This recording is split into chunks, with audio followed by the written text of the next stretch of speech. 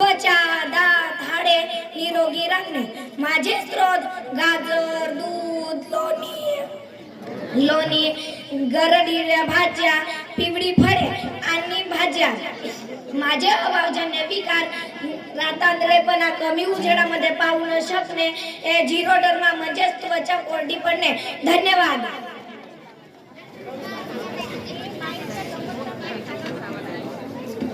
नमस्कार, ओळखलात का मला? मी बी जीवनसत्व बोलते. माझे कार्य आहे चेतातंतूचे, हृदयाचे कार्य नीट होण्यास मदत करणे.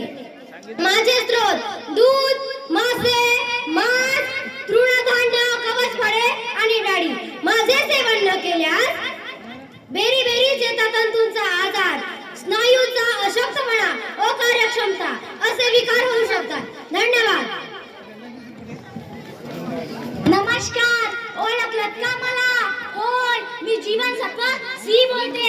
माझे कार्य आहे शरीराच्या ऊतीचे रक्षण करणे, हिरड्या, दात, हाडे, त्वचा यासाठी आवश्यक कॉलेजन असे प्रथिने तयार करणे. माझा स्रोत आहे आवळा, किवी, संत्रे व इतर लिंबूवर्गीय फळे, तसेच कोबी, टोमॅटो, हिरव्या पालेभाज्या. माझा सेवन न केल्यास स्कर्वी म्हणजे हिरड्यामधून रक्तस्राव होणे, गलग्रंथी सुजणे, जखमा लवकर बऱ्या न होणे असे आजार होऊ शकतात. धन्यवाद.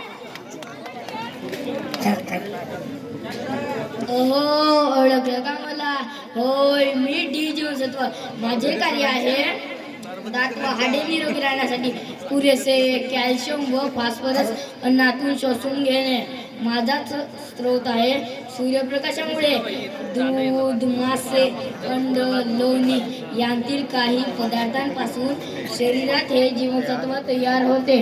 माझा अभावजन्य विकार आहे मडूदूस, हाडे मऊ होणे, त्यामुळे वेदना होणे, हाड मोडणे हे आजार होऊ शकतात. धन्यवाद. नमस्कार, ओळखलं का मला?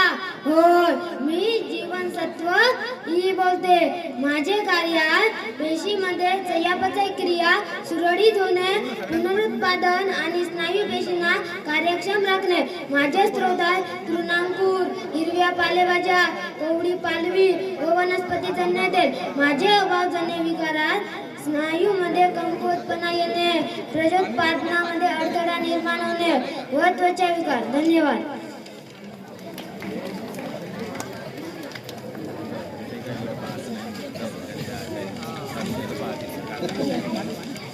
आम्ही तर सर्व शेतकऱ्यांच्या शेतामध्ये असतो. आम्ही तर सर्व शेतकऱ्यांच्या शेतामध्ये असतो आणि खरेदी करायला सर्वसामान्यांना परवडणारे आहे. म्हणूनच म्हणतो की करा आम्हा सर्व जीवनसत्वांचे सेवन, करा आम्हा सर्व जीवनसत्वांचे सेवन, तेव्हाच होईल